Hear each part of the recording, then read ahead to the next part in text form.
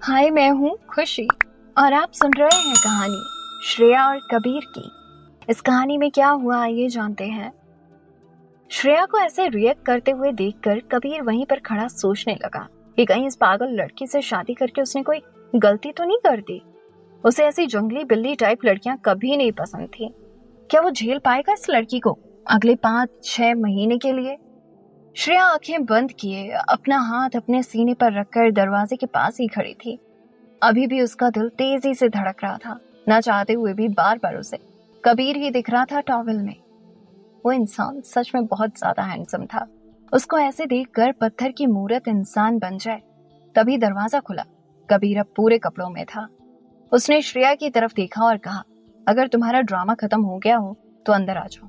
तुम्हारी इन हरकतों को देखकर किसी को 2 मिनट नहीं लगेगा सच्चाई क्या है जानने के लिए। श्रेया कबीर से नजरें नहीं मिला पा रही थी। बिना कुछ बोली वो झट से अंदर भाग गई। वो अब कार्टून जैसी हरकतें कर रही थी। कबीर उसे लगातार देखे जा रहा था। किसी अजनबी के साथ रूम शेयर करना आसान बात तो नहीं थी। भले ही दोनों अब कानूनन शादीशुदा थे, पर दोनों के लिए ये एक बेमतलब का रिश्ता था, बस कुछ ही दिनों का। श्रेया कबीर के पास आई और नजरें नीचे करके ही उसने बोला, सॉरी, मैंने शायद ओवर रिएक्ट कर दिया। एक्चुअली मुझे आदत नहीं है ये सब देखने की। आई मीन श्रेया एक्सप्लेन करने की कोशिश कर रही थी और कबीर अभी भी उसी को देखे जा रहा था।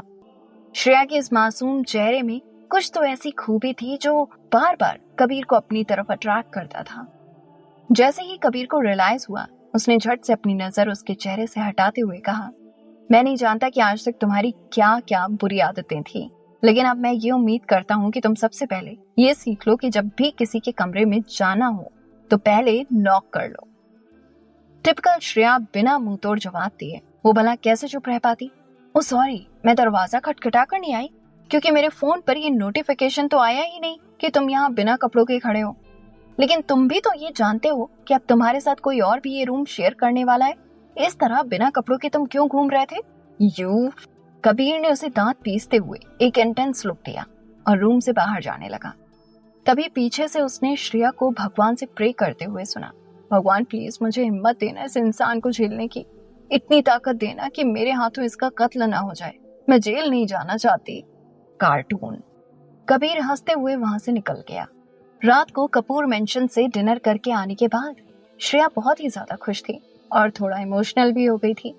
ड्रेसिंग टेबल के सामने बैठकर अपनी ज्वेलरी और मेकअप उतारते हुए उसने दिल से कहा, तुम बहुत लकी हो कबीर, तुम्हारी फैमिली बहुत अच्छी है। कबीर अपने फोन में बिजी था। उसने श्रेया क्या बोल रही थी उस पर ध्यान नहीं दिया और श्रेया को इस बात से बहुत ज्यादा चिढ़ होती थी जब उसकी बात कोई ध्यान से नहीं सुनता था। वो चुप हो गई और कपड़े चेंज करने के लिए बाथरूम चली गई। यहाँ पर कबीर सोफे पर लेटे लेटे फोन में आज शाम की डिनर की फोटोज देख रहा था, जो अभी 5 मिनट पहले उसकी माँ ने सेंड की थी।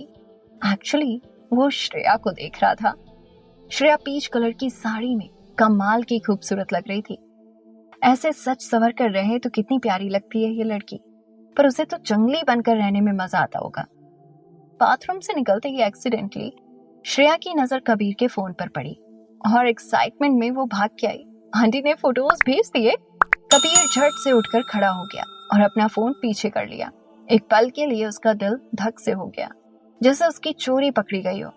मैनर्स बिल्कुल जीरो है तुम्हारा, कबीर ने झूठा गुस्सा दिखाते हुए कहा। हाँ, तुमने तो पीएचडी करके रखी है मैनर्स में, है ना? कोई जब कुछ बात कर रहा होता है आप फोन में घुसे रहते हैं। वाह, क्या मैनर्स है। टॉन्ट मारना कोई श्रेया से सीखे। कबीर अब सच में इरिटेट हो गया। पता नहीं तुमसे बात करने की कोशिश ही क्यों करता हूं मैं। तो मत करो ना, सिंपल सो जाओ। आज के लिए बहुत झेल लिया मैंने भी तुम्हें, श्रेया ने गुस्से में कहा।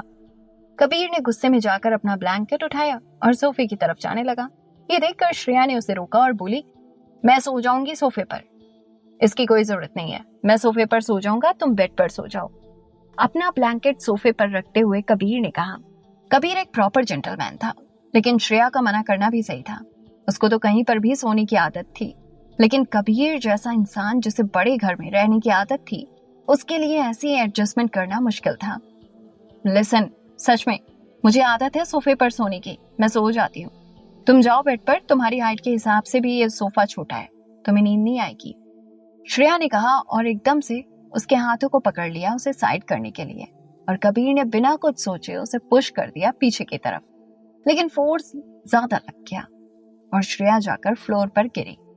श्रेया ने उसके अच्छे इरादों को खत्म कर दिया और वो गुस्से में चिल्ला कर बोली, are you out of your mind?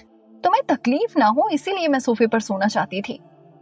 Kabir ने सर को नीचे किया और जिस हाथ को श्रेया ने छुआ था उसको झटक कर साफ किया। फिर उसके बाद शांति से उसने श्रेया की तरफ देखा और बड़े आराम से कहा, बाहर निकलो। श्रेया वहीं जम गई। उसको समझ में नहीं आ रहा था कि आखिर उसने ऐसा क्या कर दिया कि कबीर अब उसे कमरे से बाहर जाने के लिए बोल रहा था। उसे नीचे दिखाने का एक मौका नहीं छोड़ता था ये इंसान। श्रेया का गुस्सा बढ़ता जा रहा था और वो कबीर को घूरे जा रही थी, लेकिन अचानक से उसने कुछ देखा और एकदम से वो कबीर पर कूद पड़ी। छोटे बच्चे जब डर जाते हैं तो जैसे अपनी माँ को जोर से पकड़ लेते हैं, श्रेया ने भी बिल्कुल वैसे ही कबीर को पकड़ रखा था और आंखें बंद किए हुए ही उसने कहा, वहां पर एक बहुत बड़ा चूहा है और मुझे चूहों से बहुत डर लगता है। और वो कबीर से एकदम लिपट गई। श्रेया कबीर के इतने करीब थी कि वो उसकी धड़कनों को सुन पा रहा था। उसे धीरे धीरे कुछ होने लगा, पता नहीं क्या, पर श्रेया का इस तरह से उससे लिपटना कबीर को एक अजीब ही तरह का सुकून दे रहा था जो आज से पहले कभी उसने फील नहीं किया था। उसके लिए यह एहसास बहुत ही अनोखा और नया था। फैन की तेज हवा में उसके लहराते हुए बालों से एक भीनी भीनी सी खुशबू आकर उसे और भी मदहोश कर रही थी। कबीर ये समझ नहीं पाया कि ये खुशबू उसके शैम्पू की थी या परफ्यूम की। श्रेया को उसने भी अनजाने में जोर से पकड़ लिया था, लेकिन श्रेया को कहे जा रहा था, छोड़ो मुझे। वो श्रेया के इतने करीब था कि उसे ऐसा लग रहा था जैसे वो आग और बर्फ दोनों पर एक साथ चल रहा हो। रेशम से नरम और पानी सा ढलने वाले श्रेया के शरीर के इतने करीब आकर कबीर समझ ही नहीं पा रहा था कि उसे एग्जैक्टली कैसा महसूस हो रहा था। ड्रग्स का असर तो बहुत पहले ही खत्म हो जाना चाहिए था। कबीर ने मन ही मन सोचा, उफ, ये एहसास कबीर को जैसे मंत्रमुग्ध कर दिया था इस अनोखे एहसास ने। लेकिन जबरदस्ती अपने इमोशन पर कंट्रोल करते हुए कबीर ने इस बार श्रेया को थोड़ा सख्ती से बोला, छोड़ो मुझे। नहीं नहीं नहीं नहीं नहीं, प्लीज नहीं, वो चूहा बहुत बड़ा है। श्रेया बच्चों के जैसे जिद पर अड़ी थी। अब तक कबीर के दोनों हाथ उसके कंधों पर थे। अब श्रेया ने एकदम से उसके हाथों को अपनी कमर पर आते हुए महसूस किया। कबीर ने श्रेया को पीछे की तरफ खींच के उसे नीचे पटक दिया, लेकिन श्रेया ने कबीर को भी अपने साथ ही नीचे खींच लिया और अब दोनों फ्लोर पर पड़े हुए थे। जब तक कबीर ने अपना होश संभाला, उसके होंठ श्रेया के गुलाबी मुलायम होठों को ऑलमोस्ट छू रहे थे। उसे ऐसा लगा जैसे उसका गला सूख रहा हो। अगर ऐसे ही और एक पल भी रहा तो कबीर अपने आप से कंट्रोल खो बैठेगा। झट से उसने श्रेया को खुद से दूर पुश किया और श्रेया जाकर सेंटर टेबल से टकराई। श्रेया के राइट आर्म पर जोर से लगा। उसे इतना ज्यादा दर्द हो रहा था कि मानो अभी वो बेहोश हो जाएगी। कबीर रिलैक्स होने ही लगा था कि उसने श्रेया को अपना हाथ पकड़े हुए जमीन पर बैठे देखा। उसकी आंखों से टप टप करके आंसुओं की बूंदें टपक रही थीं। उसके कांपते हुए कंधों को देखकर कबीर के दिल में जैसे कुछ हुआ। कबीर ने अपने होश संभाले और खुद को डांटने लगा। उसको ये रियलाइज हुआ कि उसने जो कुछ किया वो गलत था। श्रेया बस 21 साल की ही तो थी, जिसको जबरदस्ती एक बिना प्यार की शादी में रहना पड़ रहा था। देखा जाए तो वो विक्टिम थी कबीर की माँ की साजिशों की, और शायद उसकी माँ भी विक्टिम थी कबीर के लिए, जो उनका अंधा प्यार था, उस अंधे प्यार का। कबीर नहीं जानता था कि कैसे किसी रोते हुए इंसान को शांत किया जाता था। जब वो दर्द में हो तो उन्हें क्या बोलकर कंफर्ट देने की कोशिश करनी चाहिए। वो भाग कर गया और फर्स्ट एड बॉक्स लेकर आया। इस बार खुद अपने हाथों से बिना झिझकते हुए उसने श्रेया की चोट पर फास्ट रिलीफ ऑइंटमेंट लगाया। इतना ज्यादा गिल्ट में था कि उसने बिल्कुल भी परवाह नहीं की थी कि श्रेया को छूने से उसे कुछ हो सकता था। सॉरी, तुम्हारी तरह मेरे लिए भी ये सब बहुत नया है। मुझे भी ऐसे किसी लड़की के साथ रहने की आदत नहीं है। मैंने जानबूझकर तुमको हर्ट नहीं किया। दरअसल मुझे एक बीमारी है।